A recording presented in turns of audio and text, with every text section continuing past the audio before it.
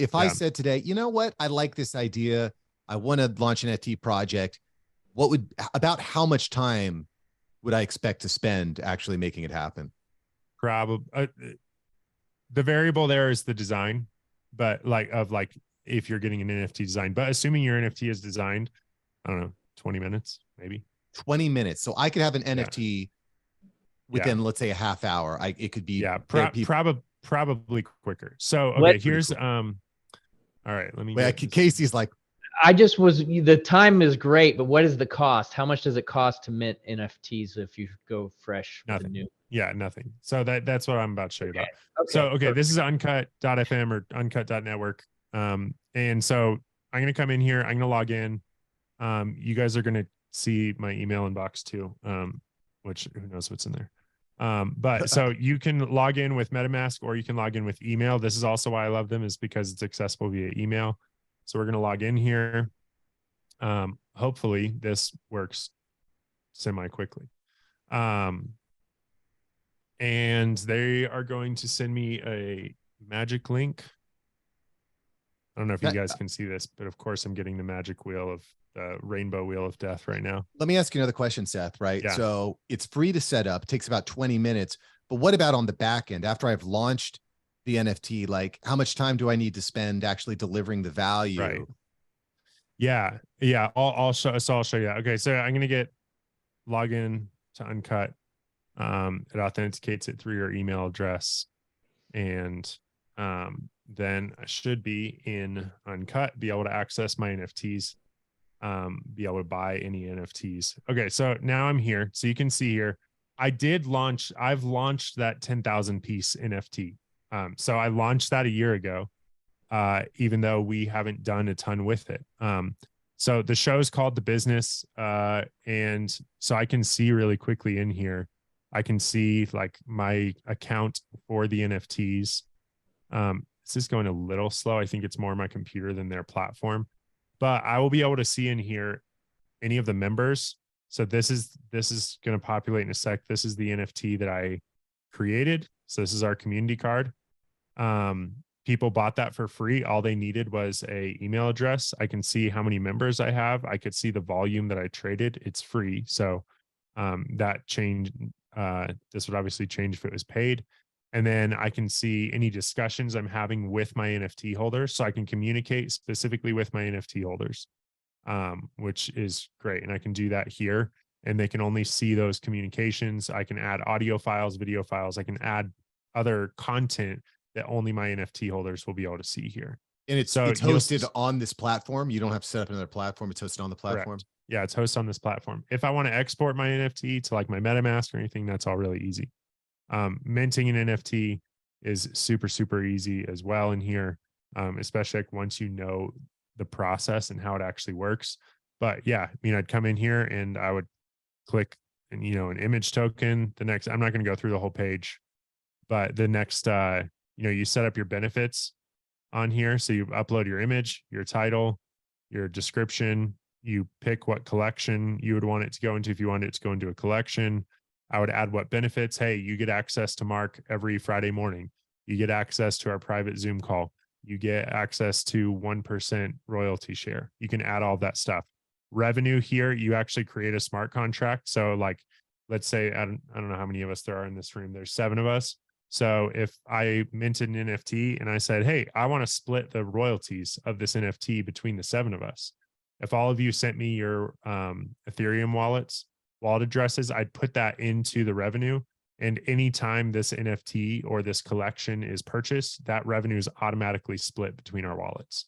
So I'm putting that in straight in here. So like you don't have to hire a coder to write a smart contract. You can determine, okay, we're all going to, I don't know what 7 ways split is, probably like 50, it's probably like 13% or something. But I could say, okay, 13% goes to Mark, 13% goes to Ben, 13% goes to Marco, and it's all super easy. So that's how that is. What I want to show you guys real quick is just some of the projects that they have on here. And so let's see. I haven't been on their homepage in like a week, so I want to see where I can just view their other ones, and I want to show you one. Okay, so this is one I actually consulted and like launched this project for a client of ours. And so Crystal is a podcaster. Her podcast is called Filipina on the Rise. And her podcast is all about celebrating Filipina excellence. She's a Filipina immigrant. Her audience is Filipina immigrants. And they have an amazing podcast highlighting great stories of Filipinos that are doing more than just kind of like what's expected of Filipina immigrants, which is often like be a nurse or a maid or different things like that. And so she has Disney executives and different things on her show. Her show is successful, but it's not massive. So she does about 1,000 downloads per episode. And so she's doing a good job, and like has a very engaged community. So she worked with a Filipina artist. She launched this this artist did these 30 pieces of artwork that celebrated Filipina culture, and they launched it. And I helped her kind of build out this project, and we set it up so that 15% of the sales were going to go to the artist. 35% were going to go towards Crystal, helping fund the podcast, and 50% went into a treasury, and it's called the Panay Power Treasury. And any members who own an NFT actually get to vote on where that money is distributed to different like nonprofits or other creators in the Filipino world. And so it was something where she took this to her community and said, hey, I think she sold them for like $75. So pretty inexpensive for a first project. But she was able to say, if you want in this project, like I want you to be members of this community with me. And so now they've distributed, they initially wrote a grant for over $1,000 that they sent to another nonprofit that the community brought forward and voted on. And so that was a really cool example of how a podcaster said, hey, we're going to use this NFT technology to engage you guys with philanthropy. And so the hardest part about this project was designing the NFTs, but setting it up, like I set the whole project up for them on Uncut in, I don't know, an hour, maybe 2. And that was minting like all 30 NFTs, making sure the profit share was going where it needed to be. And then giving the assets, and they sold out within 24 hours. So this is one example of like how an actual podcaster has used it really well. And are you interested in business ownership? For many entrepreneurs, the journey starts with non-food franchising. Franchising is simply the better option for many entrepreneurs, and demand is at an all-time high. Lucky for you, John Austinson, founder of Franbridge Consulting, is here to help you today. John and his Franbridge Consulting team are part of the largest brokerage in the US and are constantly vetting the market thoroughly. Franbridge is hands down the premier source for the best opportunities in the non-food franchising world. They will find the best business for you, your personality, and your location, from healthcare to dumpsters, from youth soccer to oil changes, even insulation and windows.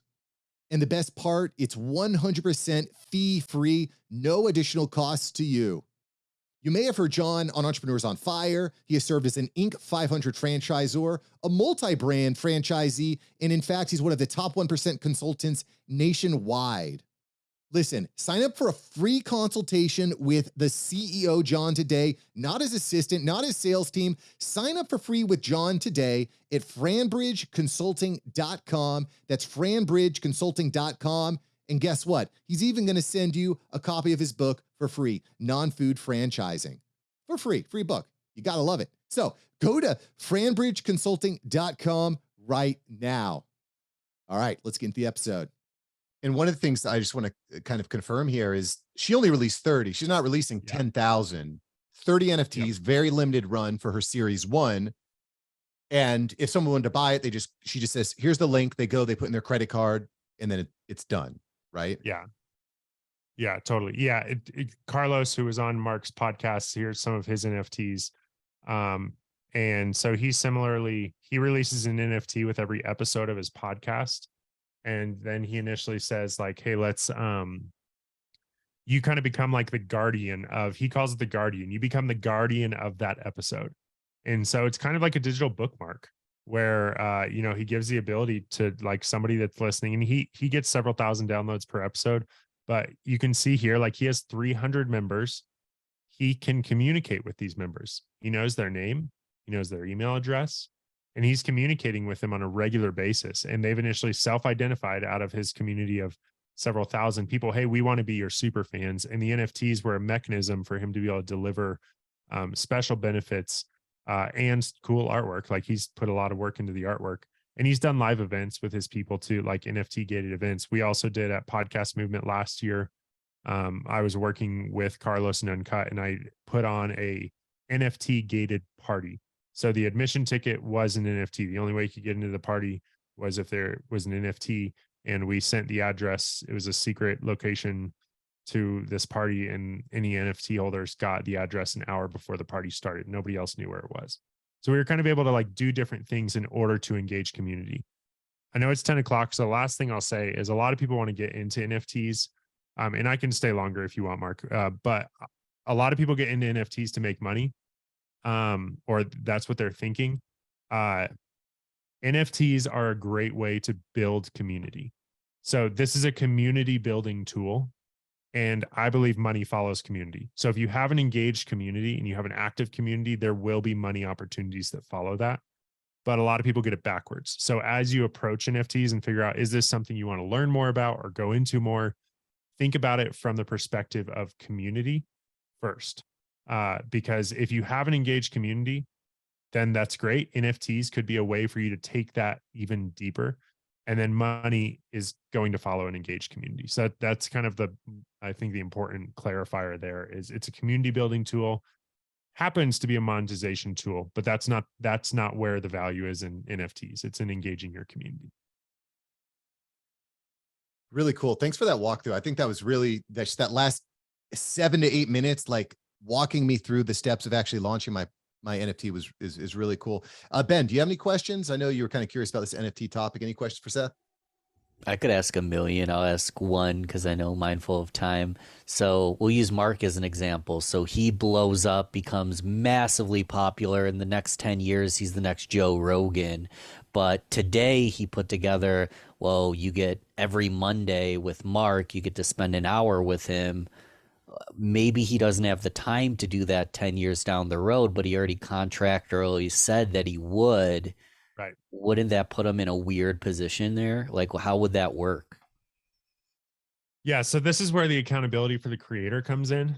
Mark shouldn't necessarily be pigeonholed into that, but Mark should be clear about that when he's launching a project. This also, like, it makes zero sense for me to launch an NFT project that I don't plan on giving a lot of value to for the next, let's say, 2 years. Like, if I'm putting time into a community and then 30 days from now, I'm like, I don't want to do this, then like that's a problem with me as a creator. So I do think there's that accountability. And that's part of why I like this, actually. I think there's a lot of creators that we all know where they don't want anything to do with the community. They just want to create. They want their content to blow up and they want to make money. And I'm not saying that's wrong. I'm just saying if that's you, then this is not the right tool for you. I have actually the real value becomes when you're using it to engage your community. I have a quick follow-up on that. I think it's a great question, Ben. So if I were to blow up to be the next Joe Rogan, for example, that the value of that NFT would increase as well, right? So as people are selling it, that means I'm still going to be collecting a royalty off of that, off of each sale, right? Yeah. And so I mean, I know Mark, you know Alex and Filippo. I don't know if the other guys in here do, but like him and I have had conversations about if it makes sense to look at this for like because he's asked like, well, does this make sense for a mastermind? So I'm like, okay, yeah, like so your mastermind, like I'm a part of his $1,000 a month. My wife also kind of freaked out about it. And I was like, no, it's fine. Like the money will come back. It's now came back. Like I've made my money back, but it took a lot longer than I thought it would. And that's not because of the mastermind. That's just because of life. But so we talked to him about it. I was like, okay, so like, let's theoretically say that this mastermind was a $10,000 NFT and you put 20% royalties on it. So initially Alex sells his 20 mastermind spots for $10,000 instead of a monthly payment of $1,000 a month. And okay, that's cool. He gets $200,000 up front. Okay, that's valuable. And then am I in for life? Like, because then the next year come January, like he's not getting that 200,000. If I sell my access and he gets 20% of that royalty, then I better be selling it. Like I need to be selling it at quite a high value in order for it to make financial sense for like for something that he's giving value to on a recurring basis. So that's the interesting thing to think about when you're looking at it like a mastermind.